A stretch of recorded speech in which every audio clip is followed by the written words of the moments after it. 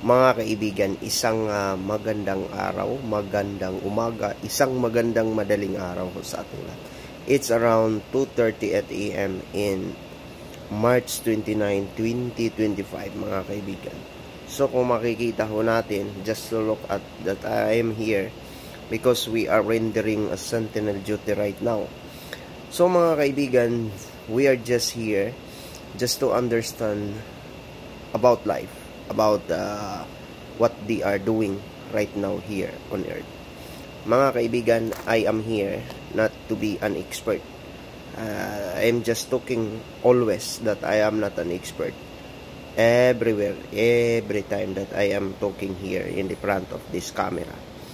Mga kaibigan, those people not yet followed in our Facebook page, in our YouTube, in our Instagram, in our TikTok, and Salibi, and Instagram. Once again, mga kaibigan, thank you so much just to subscribe our YouTube, follow our Facebook page, follow our Instagram and our TikTok, and Salibi. Thank you so much to all of you, especially to all my organic followers around the world, that the one who support always in our Facebook page, mga kaibigan, especially from the people of the Middle East countries, and those people from the United States of America, from Africa, Russia, China, and many others, mga kaibigan. Thank you so much for the support from here in the Philippines.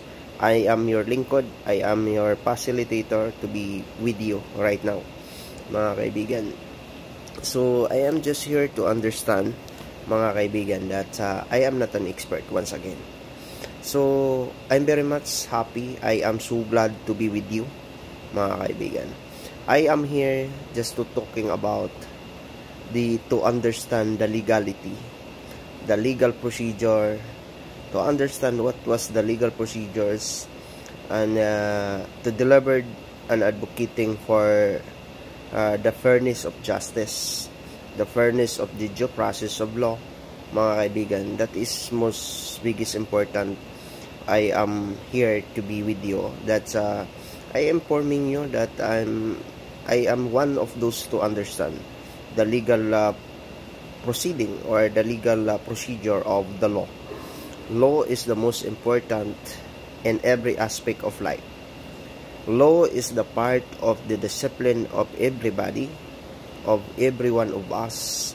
Anything in regards to the races, cultures, and traditions that we have. The law as a whole is a mandate of the human creations, mga kaibigan. So that's why in the understanding of the law, it's not easy.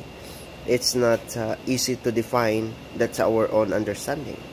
In the legal proceedings, in the legal due process of law, it's the most important to understand what was the law all about.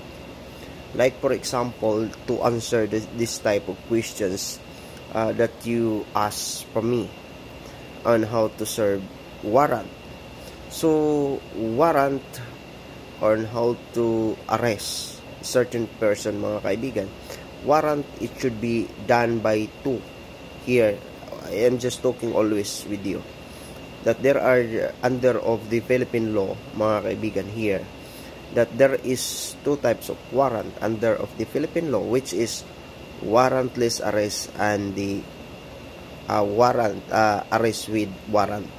So that's why, mga kaibigan, under of the what they call is this Rule 113 and Section 5 of the revised of the criminal procedure.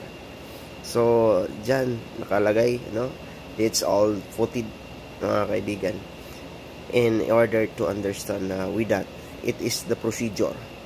It is the procedure on how to arrest person, mga kaibigan.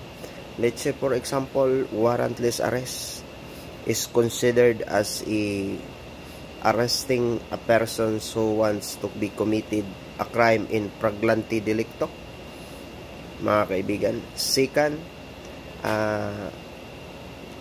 you can arrest the persons if that officer has a personal knowledge that the person is committing a crime, or the skip detainee, mga kaibigan, meaning puganti. So arrest with warrant, it should be done by the court. It's demanded and it is duly signed by the court of which is the judges or the judge of the court commanded to arrest the persons. So that's why malaki po yung pagkakaiba. So arresting a persons with warrant is informing the rights which is under of the bill, Article 3, Bill of Rights, mga kaibigan, under of the Philippine Constitutions. So I hope so you can understand, as a law enforcement officer of this country, just to deliver equality and just to understand the social justice and the social economics of everybody, that they do not to disregard anything, but it should be to promote and advocate for the due process and the advocating of the human rights of individuals. But one thing for sure, mga kaibigan, how about the criminals? Even the criminals, there is rights. But during the legitimate operations of the legitimate organizations as a law enforcement officer of the country, when the life of the law enforcement officer who conducted that kinds of legitimate operations, and then will be endangered the criminals to retaliate, and rapists, addicts, drug lord, terrorists, and many others, those illegal or those syndicates that say they are putting to the country to become conflict, mga kaibigan, which is the enemy of the state, mga kaibigan. There is no provided rights. What they are thinking about that? As a law enforcement officer, we thank ourselves to be safe against those types of criminals. So that's why the basic understanding of the rights or the human rights, it is the mandate towards especially those who are living peacefully and equally on this universe. Let's say, for example, the addicts